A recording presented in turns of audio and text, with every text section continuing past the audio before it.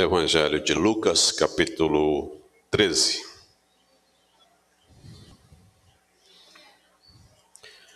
Evangelho de Lucas, capítulo 13.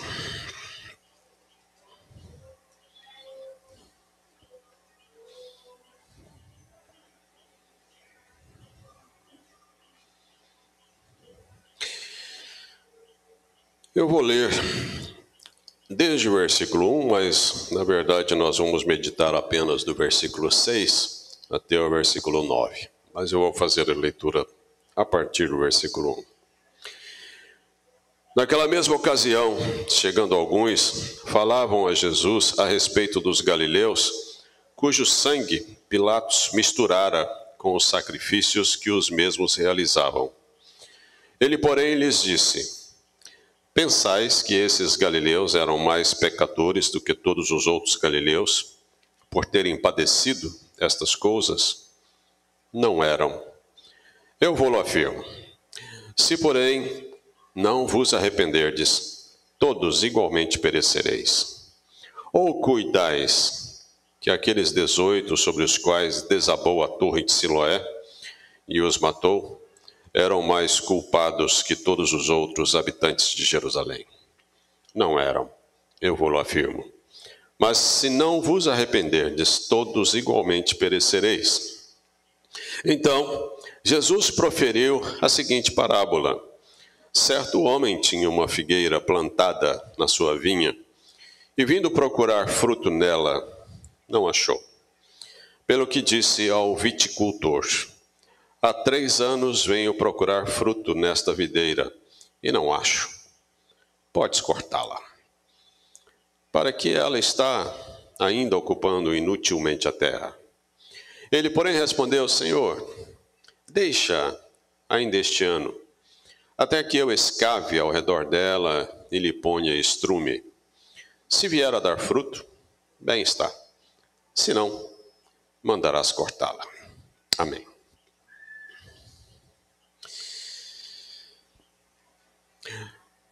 Jesus, antes de contar a parábola da figueira estéril, ele fala de uma situação, 2 situações ruins, desastrosas.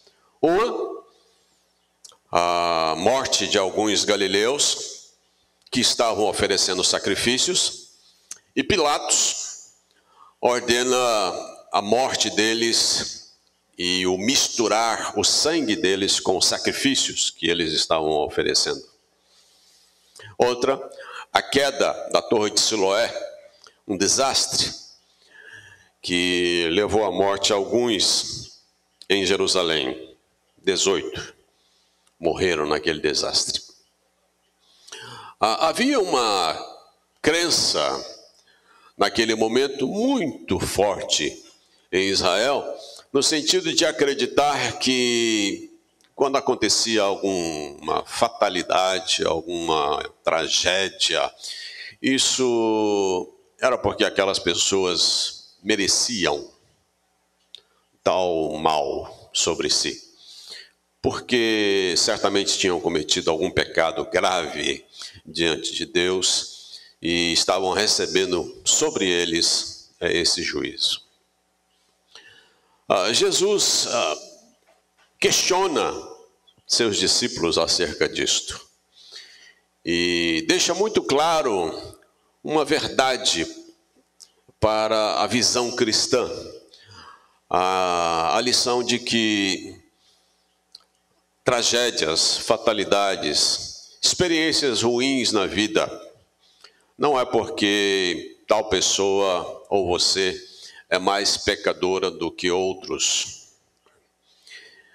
Na verdade, as tragédias, as fatalidades, as coisas ruins que acontecem, Jesus ensina a seus discípulos que isto é um convite para que as pessoas se voltem para Deus e se arrependam dos seus pecados.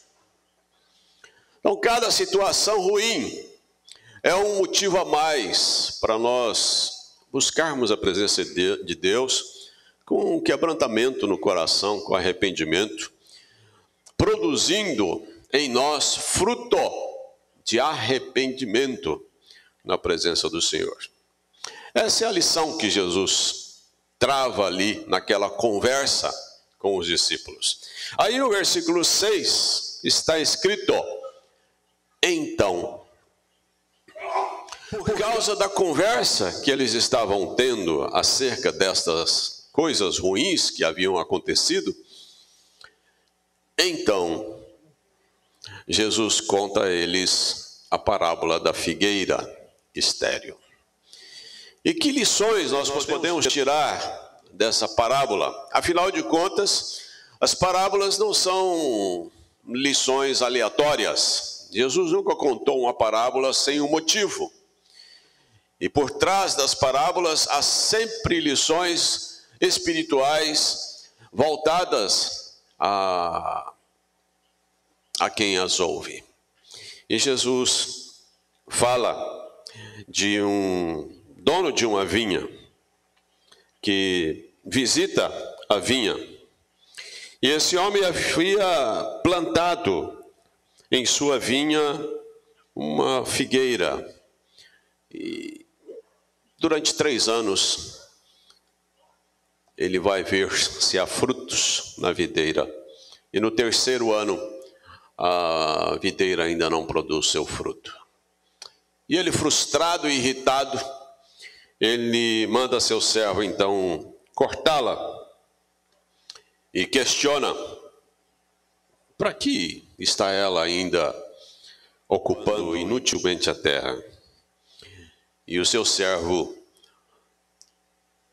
pede uma nova oportunidade para aquela figueira antes de cortá-la, dizendo ao seu senhor: deixa-me ainda este ano cuidar dela, escavar ao redor dela e lhe pôr estrume. Se daqui a um ano ela não der fruto, então o Senhor ordena cortá-la. A figueira ela foi plantada. Ela não nasceu ali aleatoriamente. Não foi por acaso. Ela foi plantada na vinha. Ela está no lugar certo. Ela está no lugar certo. Interessante, Mateus 15, verso 13. Jesus diz: toda planta que meu Pai Celestial não plantou será arrancada.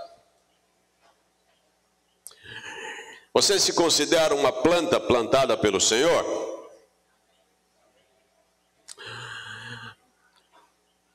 Se você tem consciência de que você está aqui porque foi Deus quem plantou o Evangelho no seu coração,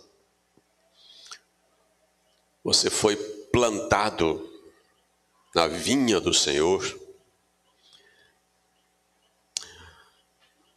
você tem uma visão da vida diferente. E a visão que você tem da vida é de que você é fruto do agir de Deus.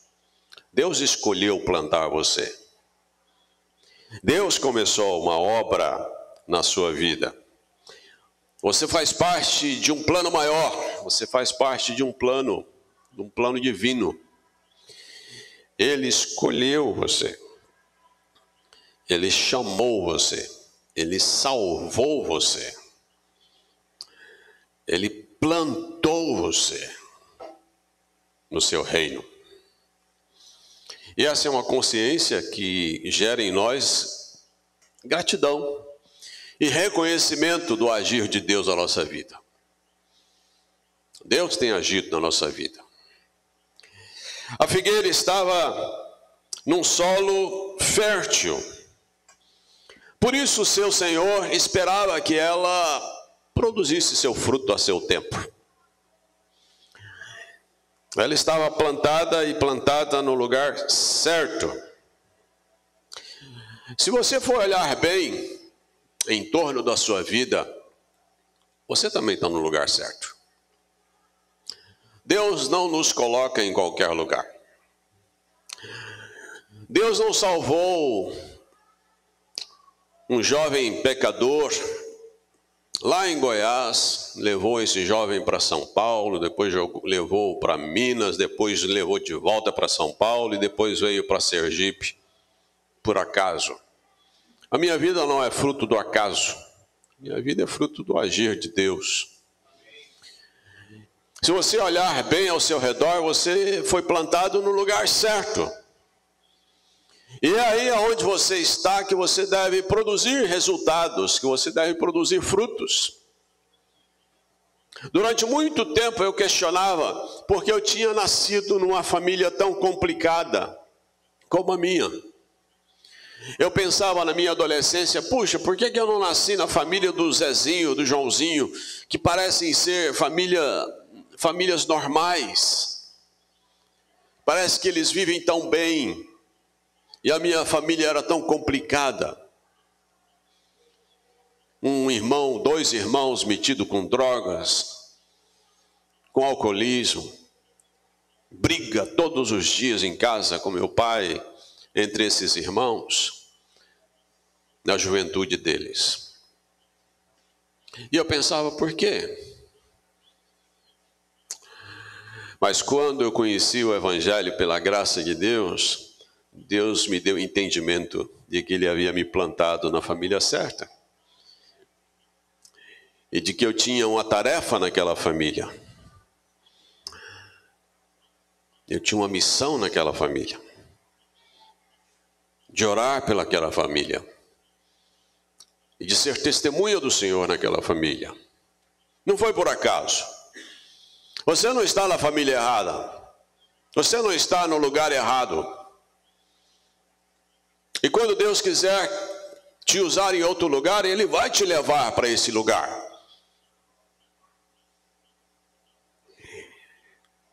A vinha estava no solo fértil.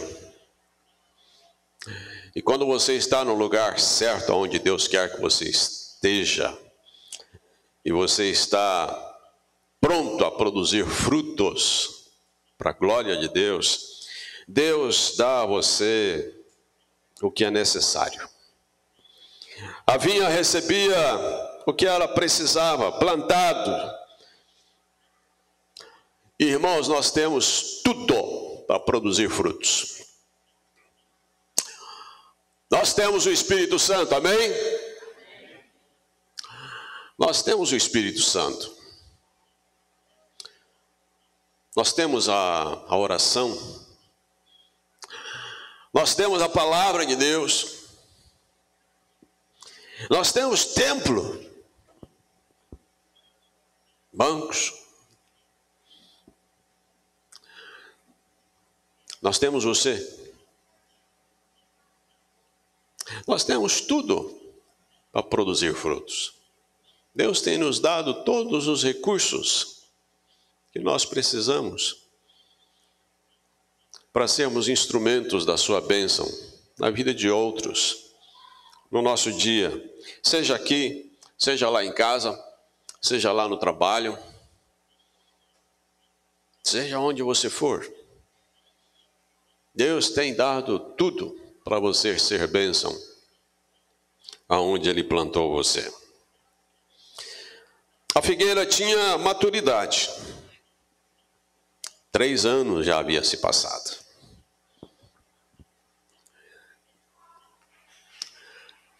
Ela já tinha maturidade, ela já tinha tempo para produzir resultados. E é triste, mas é verdade.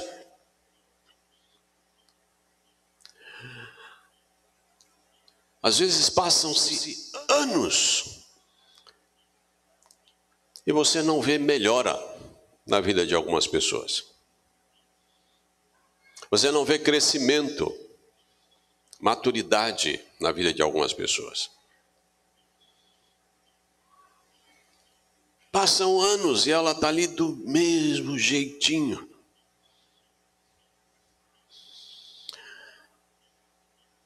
O escritor da carta aos Hebreus, frustrado com alguns cristãos, ele diz: dado ao tempo, já era tempo de vocês serem mestres, e vocês ainda têm necessidade de leite. A figueira tinha maturidade, ela já era uma figueira adulta. Ela teve amplas oportunidades para produzir fruto e não produziu. Há quanto tempo você conhece Jesus? Quanto tempo? Eu já contei aqui, não sei se vocês se lembram, de uma vez que eu cheguei no salão de costura da minha mãe e eu a peguei chorando. E ela tinha acabado de chegar de uma reunião da SAF, do trabalho de mulheres na igreja. E quando eu a vi chorando, lógico, eu logo perguntei: por que a senhora está chorando, mãe? Eu já imaginava que fosse por conta dos meus irmãos. E ela disse: filho, já faz tanto tempo que eu frequento a igreja. E hoje me deu uma tristeza tão grande. Porque, passado todos esses anos, eu me questiono: que utilidade eu tive nas mãos de Deus nesse tempo? O que eu fiz para Deus nesse tempo? E aquela tristeza e aquele questionamento criou um rebuliço no coração da minha mãe. E a partir daquele dia, minha mãe nunca mais foi a mesma. Nunca mais. Minha mãe mudou completamente.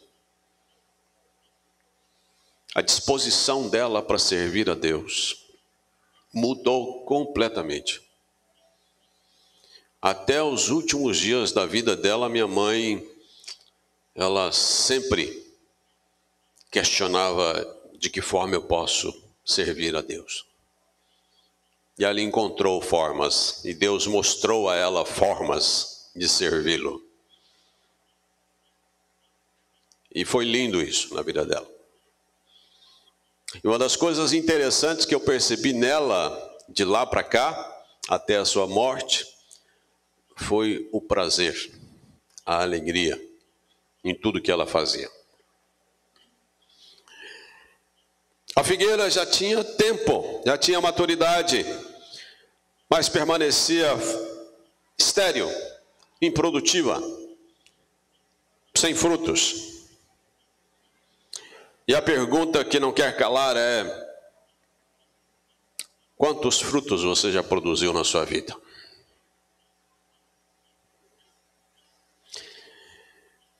Talvez talentos enterrados. Tem gente com potencial enorme. Alguns enterraram seus talentos e se tornaram improdutivos, porque se feriram, se machucaram. Já encontrei muita gente machucada. Eu já me machuquei tanto com a igreja e eu também já machuquei tantos na minha vida.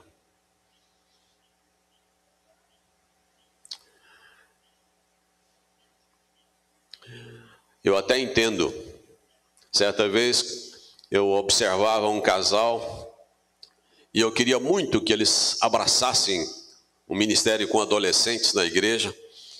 E eu fui conversar com eles sobre a possibilidade deles assumirem o trabalho com adolescentes. E ele disse: não, pastor, a gente só quer participar. A gente não quer envolvimento. E eu disse: por quê? E essa pergunta gerou um desabafo.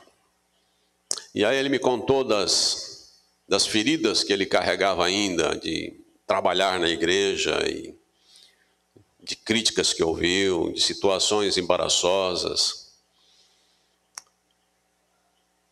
E eu disse: olha, eu até entendo quando você está machucado na igreja, você se aquietar, você passar um tempo no banco sem fazer nada, só participando, só ouvindo. Eu até entendo. Porque eu entendo que quando nós estamos doentes, a gente tem que se aquietar mesmo. A gente precisa de tratamento. A gente precisa de cuidado especial da parte de Deus para se refazer. Eu até entendo. Agora, no momento em que Deus disser para você, está na hora, está na hora. Não resista ao chamado de Deus. Não resista. Moisés saiu frustrado do Egito, foi lá para o deserto, ficou 40 anos. Mas chegou uma hora que Deus disse para ele, está na hora. Está na hora de você voltar.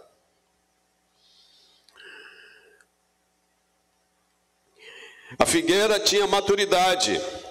E Deus espera frutos na nossa vida, assim como o dono da videira esperava. O dono da vinha esperava que a figueira produzisse frutos. Deus espera. Deus espera frutos na nossa vida. Ele procura fruto na figueira e só encontra folhas. E na verdade, irmãos, ele tem direito de esperar fruto. Ele tem direito. O propósito de Deus é encontrar em nós muito fruto. E é prazer em Deus encontrar esses frutos na nossa vida. A inoperância é um convite ao desastre. A falta de frutos daquela vinha condenava, era desastroso, punha em risco a vida daquela figueira. A figueira só estava tirando força, se alimentando da terra, sem produzir nada. Ela retirava de outras árvores, por meio da sombra e absorção, o calor, a seiva. Ela se alimentava, mas não produzia frutos. E a verdade é que quando nós somos estéreis no reino de Deus, nós prejudicamos a obra de Deus.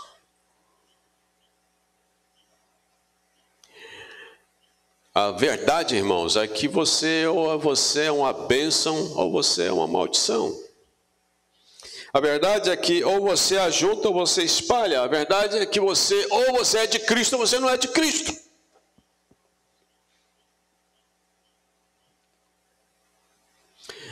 Às vezes alguns irmãos chegam para mim e dizem assim, pastor, estou indo para outra igreja. Eu nunca fui pastor de ficar segurando membro. Mas é lógico que eu pergunto, por que motivo? Por causa disso, por causa daquilo. Está saindo magoado? Não tenho motivo nenhum, estou indo para lá porque eu entendo que meu tempo acabou aqui. Falei, tá, para onde você está indo? Porque se você for para uma igreja que não está de acordo com a palavra de Deus, você vai com as próprias pernas. Eu não te abençoo para você ir para um lugar errado. Se você está saindo daqui, está saindo da igreja onde eu sou o seu pastor, e você está indo para uma outra igreja que é bíblica, vá com Deus. Mas detalhe, seja bênção lá, mais do que você foi aqui. Vá para lá, mas vá para ser bênção lá. Vá para lá, se você está consciente de que essa é a vontade de Deus de ir para lá. Porque eu não entendo mudança de igreja. Tem gente que fica pulando de igreja em igreja.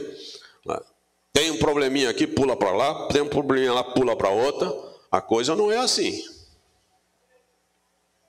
Você, para produzir frutos, você tem que ficar plantado. Você tem que criar raízes. Então se aquiete. Ache um lugar e crava o seu pé lá.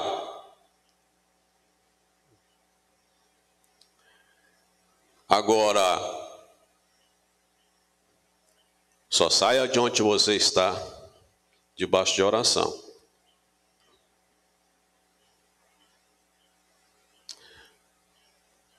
Porque se você vai para um lugar que não é o lugar onde Deus quer que você esteja, você não vai ser bênção lá.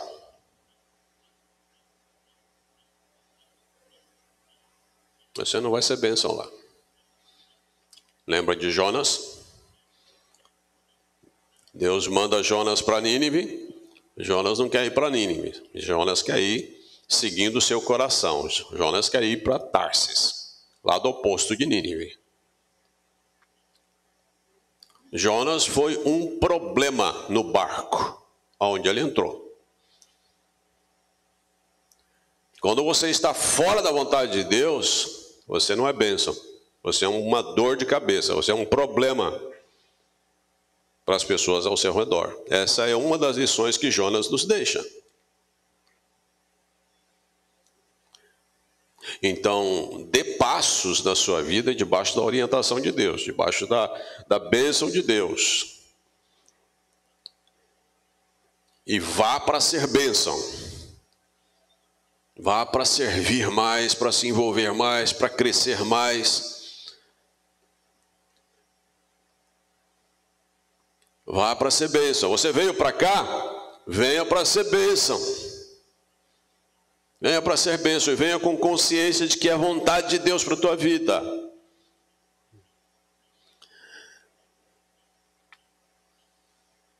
Eu sou pastor há mais de 35 anos.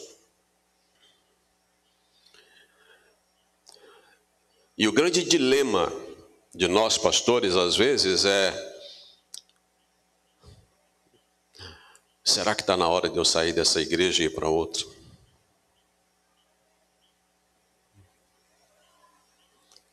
Isso é um dilema, às vezes. Eu enfrentei esse dilema algumas vezes na minha vida. Uma vez eu saí de Caxambu, já estava já quase 10 anos em Caxambu, no sul de Minas, e eu enfrentei isso pela primeira vez. E aí eu saí de Caxambu, marquei um encontro com um pastor. Na época eu tinha 30 anos, eu tinha 30 anos naquela época. E eu saí de Caxambu, fui a Itajubá. Marquei uma conversa com um pastor de mais idade. E eu fui até ele para questioná-lo exatamente isso. Como é que eu, como pastor, sei, entendo que está na hora de eu deixar aquela igreja e ir para uma outra? E nós conversamos um pouco sobre isso. E uma das respostas que ele me deu naquele dia foi: Fausto, eu acho que não existe uma resposta única a essa pergunta. Mas ele disse assim: mas eu entendo que nós pastores discernimos que está na hora de nós irmos para um outro ministério quando nós não conseguimos mais sonhar na igreja onde nós estamos. E aquilo naquele momento fez sentido para mim. Eu fiquei mais 3 anos em Caxambu depois daquela conversa. Pastor sonha com a igreja o tempo todo.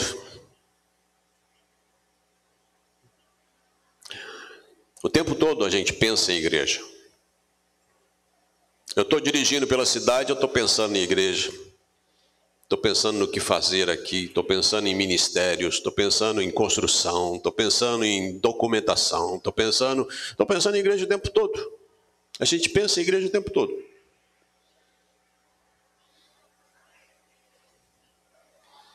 A gente sonha com a igreja. E eu achei que eu nunca ia sair de Caxambu. E de repente, um dia, eu não conseguia sonhar mais com Caxambu.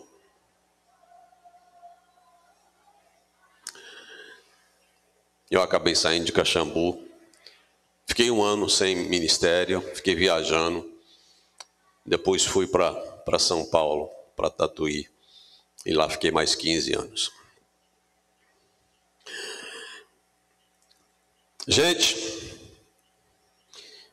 ficar inoperante no reino de Deus é perigoso.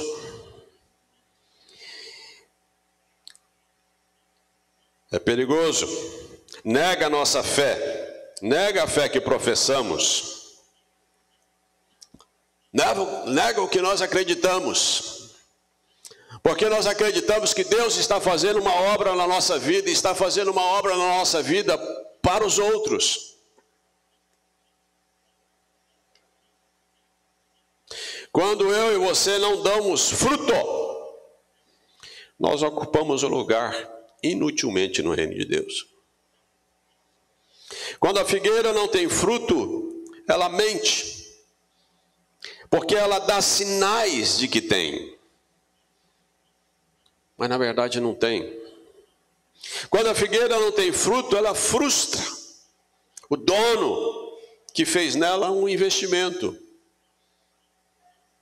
Quando a figueira não tem fruto, as pessoas passam fome, passam necessidade perto dela.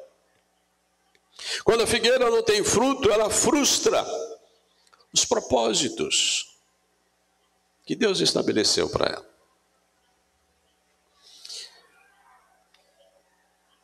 Agora, a esterilidade, ela tem cura. Mas a esterilidade no reino de Deus também pode ter uma intervenção radical de Deus.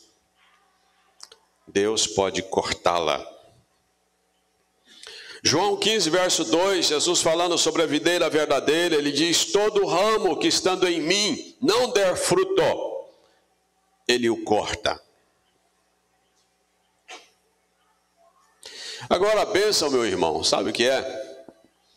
A bênção é que o Evangelho de Deus nos oferece novas oportunidades. Isso é graça de Deus. Deus sempre nos dá novas oportunidades. Hoje pode ser o dia que vai dar uma visão para você larga da vontade de Deus para a tua vida. Hoje, talvez você faça a oração que a minha mãe fez, quando aquela tristeza bateu no coração dela, e ela questionou a Deus: Senhor, de que forma eu posso servi-lo?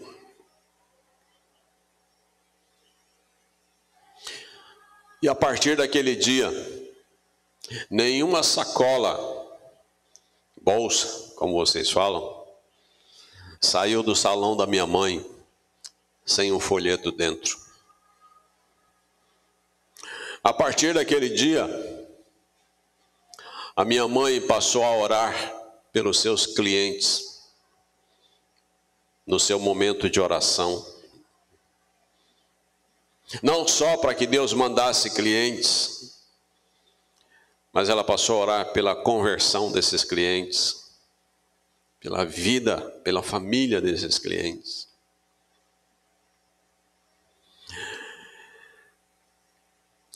Algo acontece. Se você está seco, vazio, afastado, sem fruto, é hora de você acertar a sua vida com Deus. Como o filho pródigo, como Pedro, como a igreja de Éfeso, que precisava voltar ao primeiro amor, a intimidade com Deus. Deus, Ele sempre nos dá novas oportunidades enquanto estamos vivos.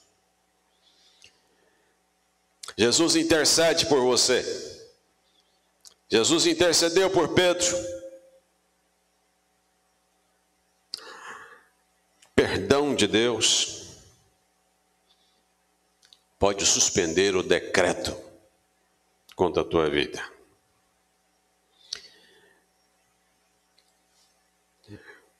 O servo do Senhor da vinha diz: deixa-me mais este ano, até que eu escave ao redor dela e lhe ponha estrume. Ou seja, é preciso abrir, ferir a terra, mexer, cortar a raiz, investir, pôr adubo. Na vida cristã você pode exemplificar isso como oração, você pode exemplificar isso como uma decisão: puxa, eu vou voltar a ler a Bíblia de manhã, vou voltar a orar antes de sair de casa para o trabalho, vou levantar 15 minutos mais cedo para que eu tenha esse tempinho com Deus, para começar meu dia. Na vida cristã também existe investimento, exige decisão, exige comprometimento, para que você se fortaleça, para que você tenha vigor, para que você produza frutos. Deus está lhe dando, sim, uma segunda oportunidade. Uma segunda oportunidade para resolver sua vida com Ele.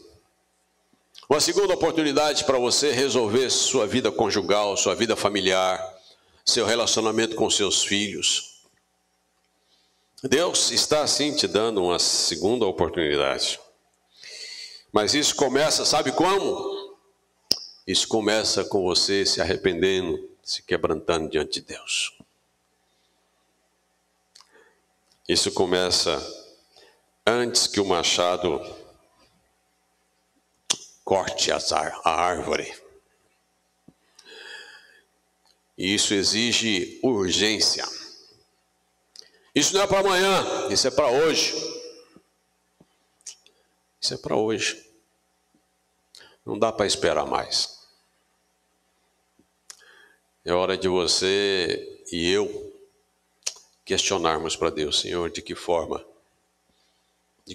nós podemos servir melhor o Senhor?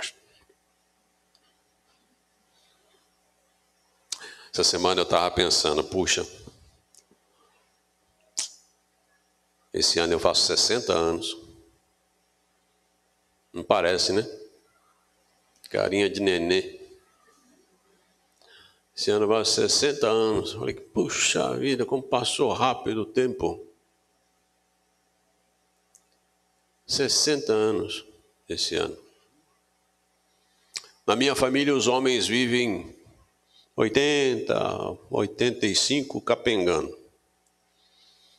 Eu falei, poxa, se eu for pensar nisso, eu tenho aí mais ou menos uns 20 anos, né? Se Deus me permitir. Mais 20 anos.